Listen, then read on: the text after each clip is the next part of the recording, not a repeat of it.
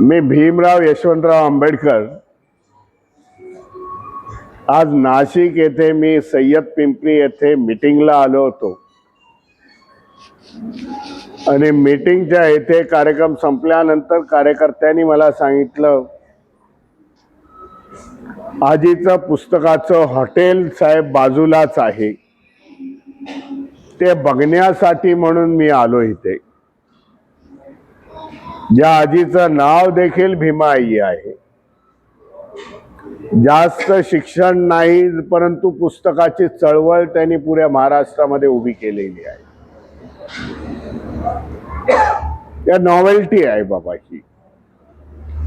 जेवणाबरोबरही पुस्तकं चाळा आणि नवीन पिढीला मोबाईलच्या संस्कृतीमध्ये बाहेर येऊन पुस्तकामध्ये डोकवा, हा संदेश आजीबाई वयाच्या 80व्या वर्षी देखील देत आहे. मी त्यांचं अभिनंदन करेन. मी ते बोलत असताना त्यांनी बाबासाहेबांचं कोट केलं.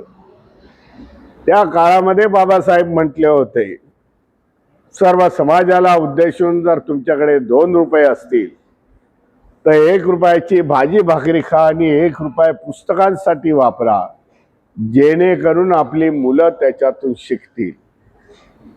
हा संदेश त्या आजच्या काळामध्ये देखील बघतायत, देतायत लोकांना.